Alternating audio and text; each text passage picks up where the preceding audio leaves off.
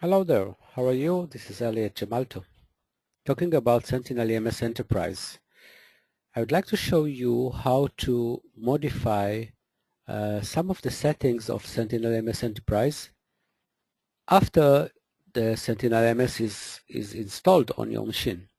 So we already have here EMS installed, and in order to modify some of the settings, some of the advanced settings, let's say, what I would do is I will go to the installer of Sentinel EMS, this one, Sentinel EMS, it's an executable file. Once double click on it and providing the exception for the agreement. Since Sentinel EMS Enterprise is already installed on this machine, therefore I get program maintenance in which I can either remove the entire installation or modify. I want to choose to modify. You might wait a little bit here, and then after a while you get the optional settings, customize EMS settings that are available at that point after the Sentinel EMS installation is there. So let's have a brief of each one of them. First of all is Java runtime environment. Since we are working on a Java web server, the Tomcat is a Java web server, and the EMS is a web application which is based on Java. Therefore, we need a Java runtime environment.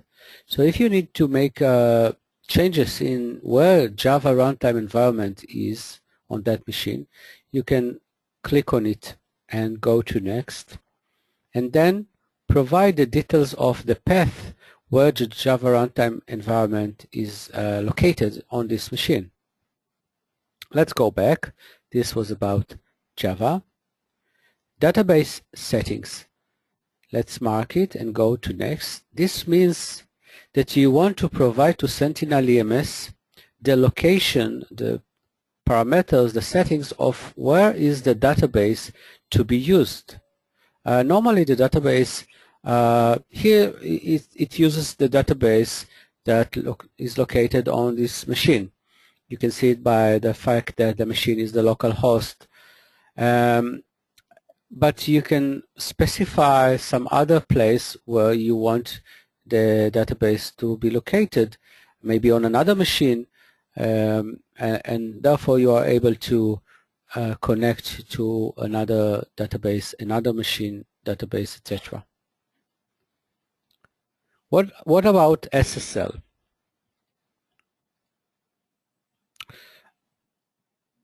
Normally, if you use Express installation, which is the default, then what you will get is installation of EMS as on port 8080 with no HTTPS. It's HTTP, meaning no SSL support.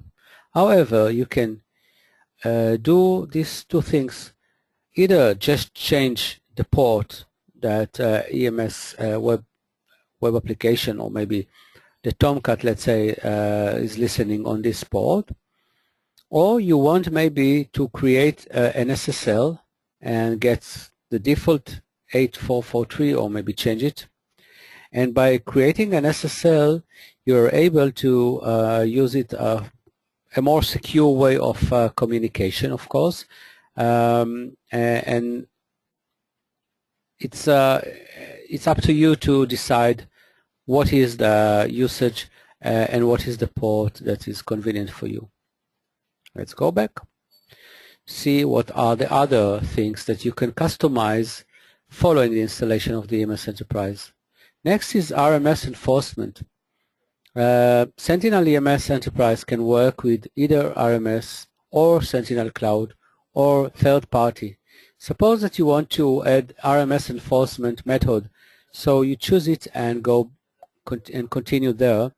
And what you will have to do is to select the directory where to find 3 different type of files that are important for Rms Enforcement, and you have to locate where are these files. So let's get back to see what other optionals we have for EMS settings. The next is Active Directory Authentication settings. Let's see. In the Sentinel EMS, you have to define users and roles that are going to use the Sentinel EMS. But you are able to choose that you want the Active Directory to make the authentication, which are the users and what each user can access. So this is a nice way to use the Active Directories authentication in order to implement it inside the Sentinel EMS Enterprise. Next is cloud.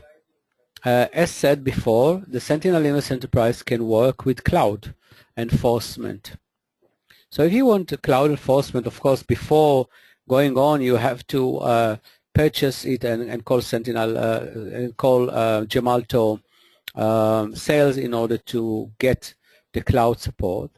But once you get the cloud support, you have some settings of which is the URL that you are going to use, security key ID, and vendor ID. All are provided by Gemalto to you, and then you will have to put here the details in order to make the cloud enforcement live, and therefore you will be able to use it from Sentinel EMS. Last thing is customer ID. Customer ID is something that is being used in the Sentinel EMS Enterprise in order to make sure that you as a customer is able to be working with all the Sentinel EMS licenses. And so you can provide it here if you hadn't done it before during the installation. So to sum up, this was all about Sentinel EMS, customized EMS settings after you have installed the Sentinel EMS Enterprise on a machine. So you can make changes accordingly. Thank you for watching.